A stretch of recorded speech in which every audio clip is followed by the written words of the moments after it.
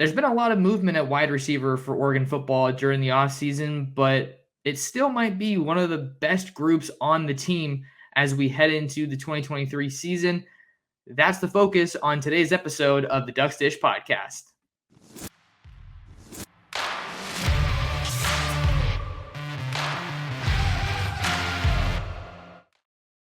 And we're back like we never left. What's going on, Oregon fans? Thanks so much for tuning in to another episode of the Ducks Dish podcast.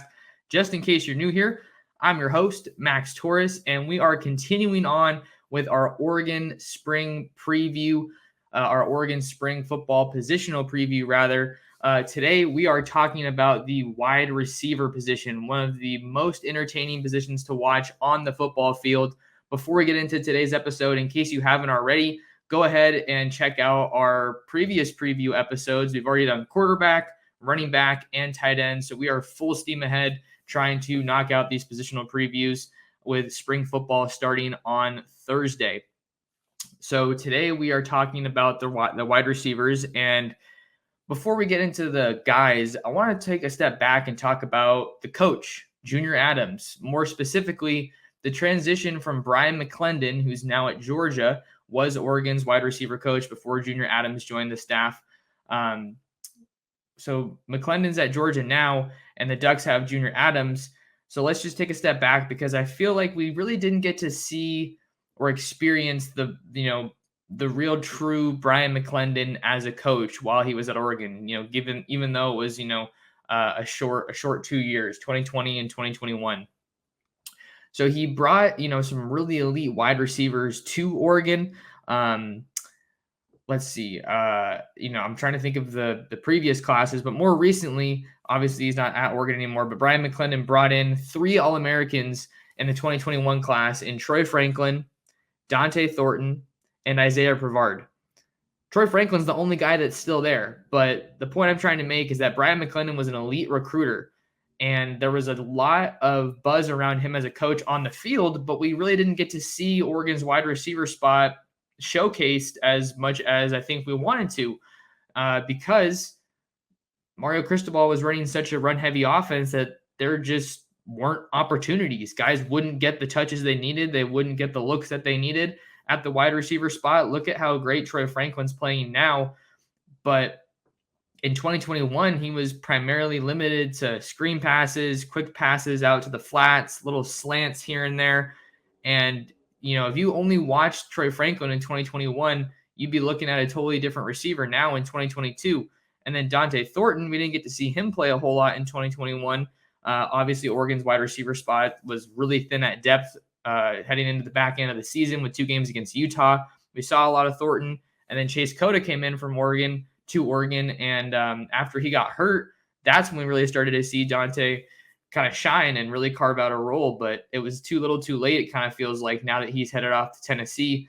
And then Isaiah Brevard hasn't landed at a new spot yet, but he's no longer with Oregon. So I think you saw the elite recruiting with Brian McClendon, and you saw, some flashes of good wide receiver play, but now you're really seeing how good Trey Franklin has been, who Junior Adams recruited when he was on the staff at Washington still. But now you're getting that blend, it feels like, of elite recruiting and elite coaching, or at least you're being able to see it. So I'm not trying to open this show up with, taking shots at Brian McClendon for no reason.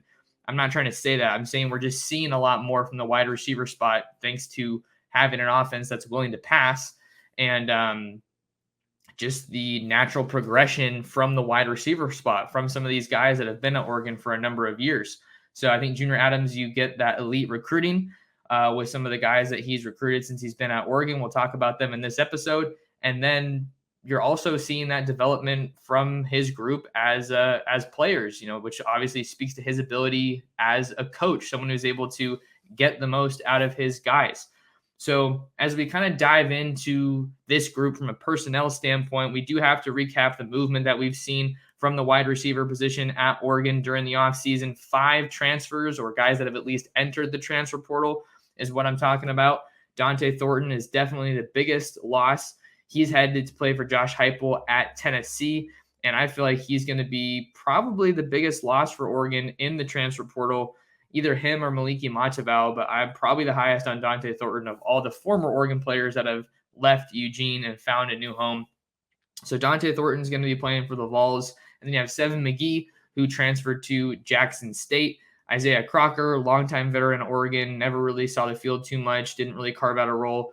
He's in the transfer portal, as is Isaiah Brevard. So this is a group that saw a lot of departures, including Chase Cota, who graduated, exhausted his college eligibility, however you want to put it.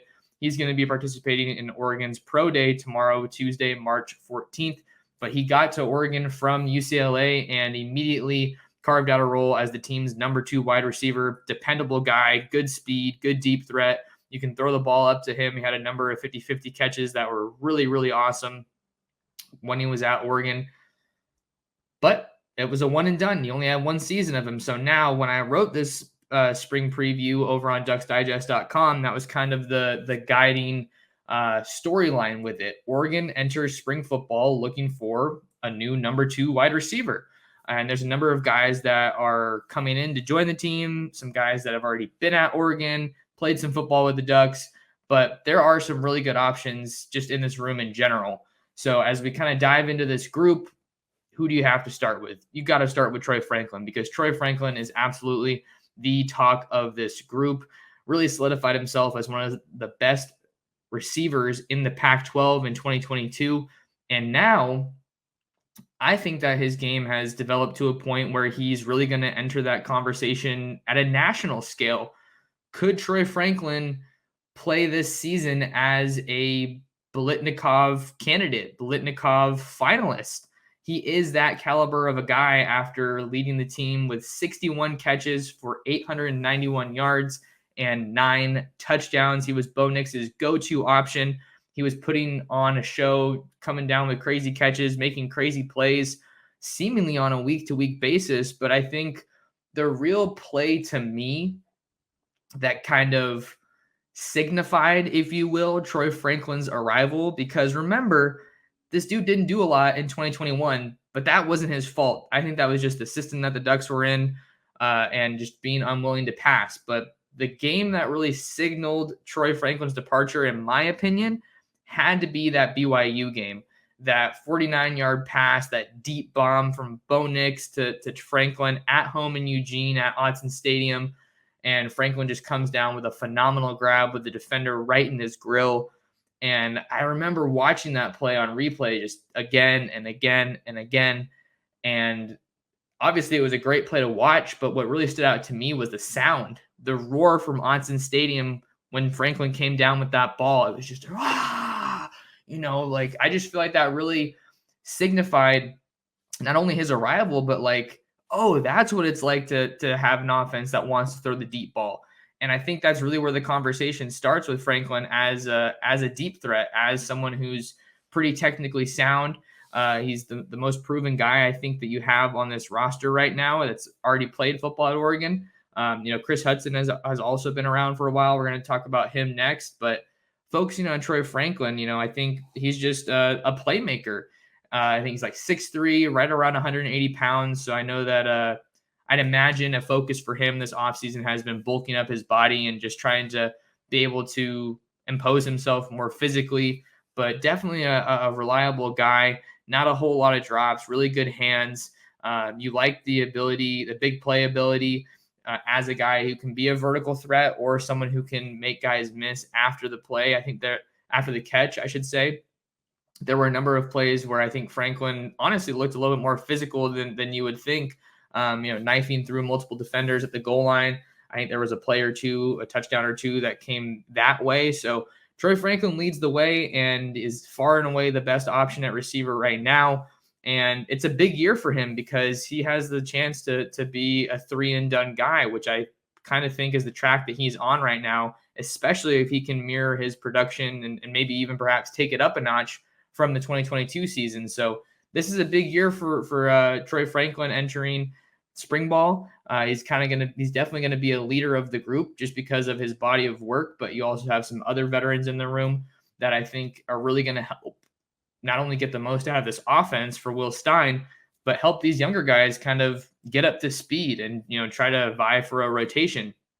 because we know with any position group, you want to have competition. I mean, I don't care if you have everybody coming back, if you have nobody coming back, you want a group that's going to test each other. And I think that the wide receiver spot is definitely a group that we can see do that in the spring. The next guy you want to talk about with the wide receiver spot is Chris Hudson, who came to Oregon as the lone wide receiver commit in the 2019 class, I want to say, coming from St. John Bosco, who won a national championship last year. Okay, sorry, I correct myself. Chris Hudson came to Oregon in the 2020 class. So that being said, he's played 3 seasons at Oregon, so he's been around for a while. Had some pretty decent production last year, 44 catches for 472 yards as one of the leading receivers for the Ducks. However, I think he still, kind of leaves a little bit to be desired. I think that's probably what a lot of fans would say just after seeing him play last year. I think he's a really, really capable player. I like what he can do with the ball in his hands in space. Kind of a shifty guy. Also saw some work as a specialist, in the return game, I believe. But he did have a couple of pretty big drops that, kind of capped his production, and that could have resulted in some pretty big plays for Oregon. But that being said, I think he's an awesome receiver. He's a solid option for Bo Nix. But one of the questions that I think kind of guides spring football right now is Chris Hudson was the starting slot receiver last year, but given the season that he had and some of the guys that they've added at wide receiver, how secure is that starting spot for Chris Hudson at the wide receiver spot in the slot? Because one of the guys that I think is drawing a lot of praise right now, kind of got a good amount of hype, some good buzz going into spring ball, is Tess Johnson, the Troy wide receiver transfer. I think he's certainly an under the radar addition for Oregon out of the transfer portal. Doesn't obviously come from big time football playing at Troy, but I think the big notable thing with him that has kind of been going around this offseason has been that he was the number 2 graded FBS wide receiver by Pro Football Focus, which I'm not saying that's an end all be all or a massive deal, but it shows that this guy knows how to play some football. He knows what he's doing. Had 56 catches for 863 yards to lead Troy and 4 touchdowns. So maybe you want to see a little bit more scoring there from Johnson, but he has a proven body of work that he brings to Eugene. And not only is he bringing that to Eugene, he's reuniting with Bo Nix, with his adopted brother. They played together at the high school level back in Pinson, Alabama, and there's something to be said about that chemistry, not only between brothers, but just guys that have played a lot of football together. I think that's something that is going to prove to be a pretty big asset for this Oregon offense in spring football. I was talking to a source the other day that was telling me a little bit about Tess Johnson, just saying, you look at that group, man, and he's moving differently than everybody on the field. So, I would hope that he can move pretty well because he's not the biggest guy, 5'10", I think 150-ish pounds. So, you definitely tend to associate that with, speed, agility, quickness. But that could end up being an addition that really pays dividends for Oregon.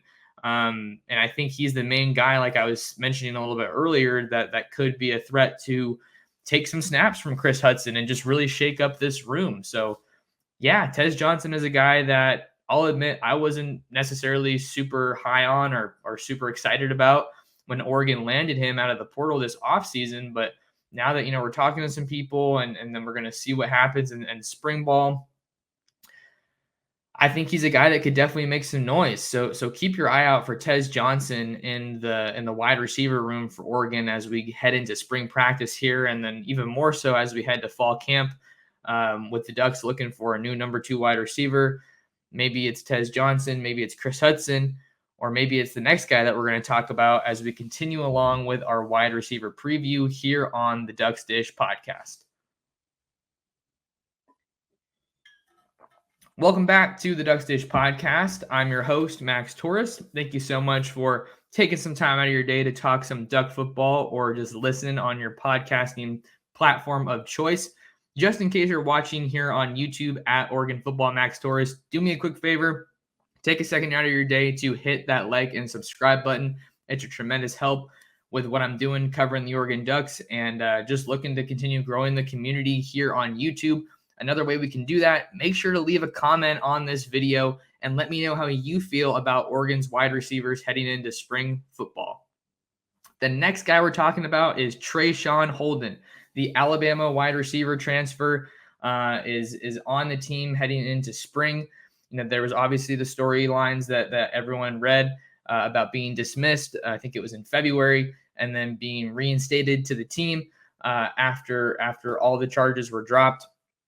So we don't need to delve more into that, but that's the long and short of it. He was dismissed. Now he's reinstated, and now he's working out with the team, and he's looking to have a big spring. I think that there's an understandable amount of hype that comes with transferring from Alabama. He's not the only guy that transfers from Alabama to Oregon, as the Ducks also added Kyrie Jackson to the secondary. He's a corner in the 2023 recruiting class for Oregon who comes over from Alabama as well. But Holden comes over after carving out a pretty good role at Oregon with at Alabama with the Crimson Tide. Looking at last year specifically, 25 catches for 331 yards and 6 touchdowns. That's some pretty good numbers, especially going against some of the best defenses in all of college football. Working with the Tide, there's just so much knowledge that I think he can add to this room, not only as a guy who's just an experienced wide receiver, but someone who's been at a place like Alabama. He's going to be able to share some parts of that Bama factor, right? I think we're seeing so many instances of Alabama and of the SEC being added to some of these top programs like Oregon, whether it be a guy like Trey Holden coming from the SEC at Alabama, or a guy like Jordan Burch coming from the SEC at South Carolina, and other members of the coaching staff. Jake Long was at Alabama before he came to Oregon, and now he's back in Alabama. And then you also have Brian Michalowski, the inside linebackers coach. He was at Georgia when Lanning was there. So that's another example of the SEC, kind of having some impact on this program. You look at the highest level of the game and you try to kind of reverse engineer it. How are these coaches doing it? What's that championship blueprint? And there's plenty of that present on this Oregon team heading into 2023. So Trey Holden is a pretty big receiver, just physically. I want to say is like 6'3", 210, 215 pounds. So I think he definitely helps make up for some of the departures physically that the Ducks had with Dante Thornton, 6'5" wide receiver, Chase Cota, another tall wide receiver. So he gives you a big catch radius, a big target if you're Bo Nix. And he's someone that I think a lot of people probably project to be a starter, or at least be in the rotation for Oregon. You don't often come over from the portal unless you're pretty confident you're going to be able to play some good football at your new spot. That being said, maybe he has been a little bit overhyped during the offseason. We just need to see what it's going to look like while he's at Oregon, which is why it's going to be exciting to see him back out on the practice field and see him going through workouts and everything with the Ducks. And then obviously in the spring game, that'll be the best sample size that we really get until fall camp and until the 2023 season kicks off. So the Ducks did make some good additions in the transfer portal at wide receiver with Tess Johnson and Trey Holden, but the conversation doesn't have to end there. And in fact, it doesn't end there, because there are some really good, promising young wide receivers that haven't had the opportunity or just haven't broken through yet on this depth chart at wide receiver. And I think the guy we have to talk about the most is Kyler Casper with that regard. He's a 6'6", 200-pound redshirt freshman who joined Oregon in the 2022 recruiting class out of Arizona, reclassified from the 2023 to 2022 recruiting class. So got to college a year early. Didn't see the field a whole lot as a true freshman, but now he's had a college football season under his belt. Perhaps more importantly, has a full offseason under his belt, knows what's going on at the college level, and he might be the most athletic receiver, most imposing receiver in this room. Could be a guy with, tremendous upside. That's really what it looks like, right? 6'6", 200 pounds. Oregon doesn't have that in any other wide receiver on this group. He has amazing athleticism. There were videos from him at the high school level, throwing down slam dunks, doing backflips on the football field. And that's not going to win you games, but it just shows you what kind of an athlete Oregon's working with. which is really, really exciting. He also has really, really good body control, strong hands. And I think that he's someone who's really poised to make a leap from year 1 to year 2. I don't know if he's going to be starting, but you don't really want to have a guy like that and just have him on the bench. You want to have him impacting the game. Big body wide receivers are becoming more and more common in college football. A lot of the best teams in the country have a guy that they can just kind of toss the ball up to in the red zone. Maybe Kyler Casper can develop into that kind of a guy for Oregon. That can be his role at Oregon, kind of in a role similar to a tight end, but he's not a tight end because he's so much faster and more athletic, I think, than you'll see most tight ends. So Kyler Casper enters the spring really with a golden opportunity to stake his claim for some more snaps, because as far as I'm concerned, I mean, the only sure thing that you have in that wide receiver room right now is Trey Franklin and what Chris Hudson has been able to do at Oregon. Trey Franklin has been a star, and Chris Hudson has looked promising and played some good football, but you need a little bit more out of him. So really, it's an opportunity for some new guys to really step up. That's kind of the picture that we're painting. Not only are you looking for a new number 2, but you're looking just for a room of guys. Can this room go from some promising pieces that you added out of the portal, some guys that have played a year or two in the program? Can we take that room from just being some, promise, some potential? I remember Brian McClendon was talking about this when I was covering the Ducks a couple of years ago in Eugene.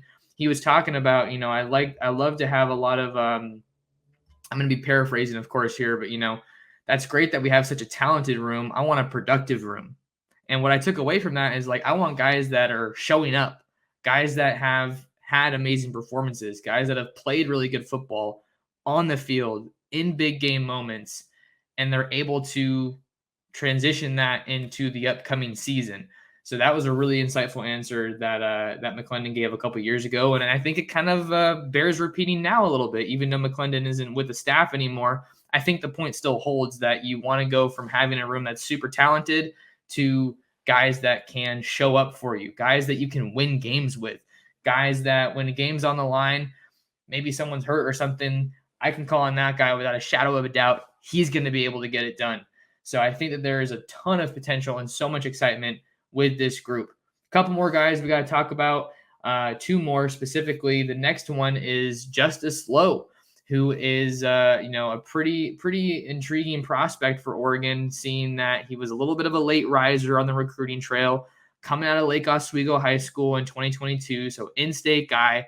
I think that these in-state guys, it just means a little bit more to them, right? To be able to say, I'm from Oregon. I grew up going to games, rooting for the Ducks, whatever it is.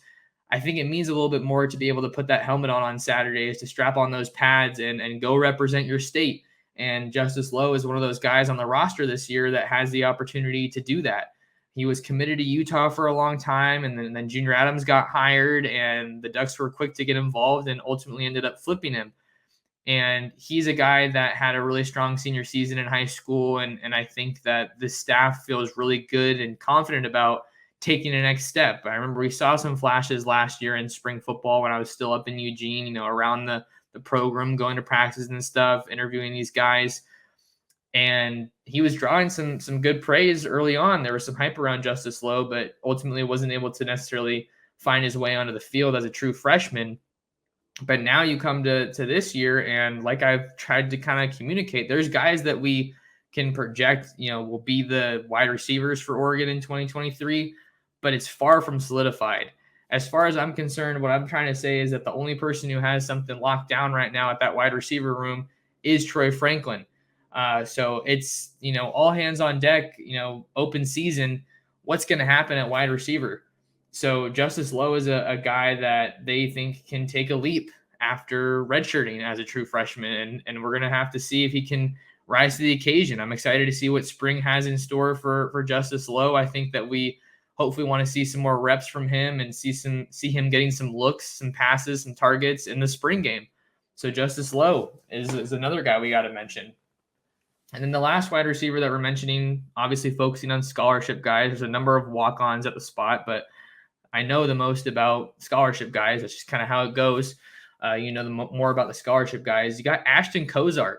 He's a 2023 wide receiver signee for Oregon, and he's already on campus enrolled. He was an Under Armour All-American coming out of high school, originally from the Pacific Northwest. Then he transferred and moved. Him and his family did to Texas to play out the final 2 seasons, I want to say, of his high school football career. So not only are you getting a guy who has gone against some of the best talent in the country, seeing that Texas is just an absolute beast of a state when it comes to producing top guys for college football. You see that every single year, but you're getting a guy that's also trained with some of the best in the state. A big name to know for wide receivers in Texas is Margin Hooks. He's a trainer at the wide receiver spot. I think he trains running backs too, but he definitely has his name as a wide receiver trainer. Jonte Cook was one of the top wide receivers in the country last year out of DeSoto near the Dallas area. He was down to a final 3 of Texas, Michigan, and Oregon, ended up going to Texas, but that's a name that you guys probably know if you've been following Oregon recruiting for a while. And Hooks trained him, and then Hooks also trained Ashton Kozart. So he's an early enrollee, 6'3", 195 pounds, can do a bit of everything. Definitely has some really good speed, so you can never have too much of that in your room. And he's a productive guy. He comes to Oregon after having a really stellar career, a Texas career, and doing some good stuff at the high school level. So I'm not sure if he's necessarily in the mix as much as a guy like Jurion Dickey is from the jump. I think Dickey's probably the more talented of the 2 high school receivers that Oregon signed, but Kozart, like I said, probably enters spring with a whole lot of opportunity to, get adjusted and maybe even make some noise in that wide receiver room. I wouldn't say it's necessarily likely, but that'd be kind of cool if he's able to step up and do something early on in his college career at the University of Oregon. One final note to add here as we're talking about the wide receivers, Oregon might not be done in the transfer portal as USC transfer wide receiver Gary Bryant is visiting Oregon this month. Also has a visit planned. I want to say it's to Texas A&M. So that is another guy that you got to watch here in the wide receiver room for Oregon. I don't know if he's necessarily someone you really need. His name was kind of being thrown around a little bit more when Holden was dismissed before he got reinstated.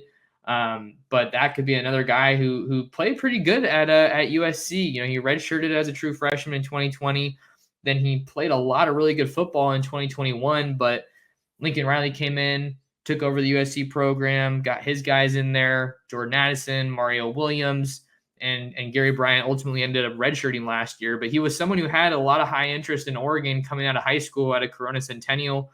I want to say Oregon had a hat on the table for the All-American wide receiver. And this could be an opportunity where it just pays to continue keeping those relationships, continue fostering those relationships with guys that you recruited out of high school, because they can hop in the portal and they could suit up for your team to help you before you know it. So I think that Oregon doesn't have as much of a need at wide receiver as I think I probably thought at other points in the offseason. I'm feeling more confident about the wide receiver group, but if Gary Bryant wants to hop in, I don't see why you would turn him away. Although we do know that Oregon is trying to manage that 85 scholarship number, and they're over it as of now. But there's a lot of time between now and the start of the 2023 season, obviously. So that's kind of the final note that I wanted to add about Gary Bryant. And it's been a fun episode. We covered a lot. We talked about the room last year and in years past. And then I think just with how much the Ducks were passing the ball last year, how much they were letting those deep shots fly, I think there's so much to be excited about with this group. Really think they can be difference makers and really help Oregon be one of the better passing offenses in the country. You have Bo Nix coming back, chasing a national championship with Oregon, chasing a Heisman. Will we see the Bo Heisman hashtag trending once again in 2023? We'll have to see. That's why we got to watch the games and see how everything shakes out. But that'll do it for us on this episode. Important to lock in with me on all social media platforms. If you haven't already, I'm at Torres Sports on Twitter and Instagram. And then you can find all my latest written work covering Oregon football recruiting, maybe throw in some basketball here and there. You can find that on ducksdigest.com. Thank you guys so much for your support. Thanks for watching, stopping by to talk some Duck football with me, and we'll see you in the next episode of the Ducks Dish Podcast.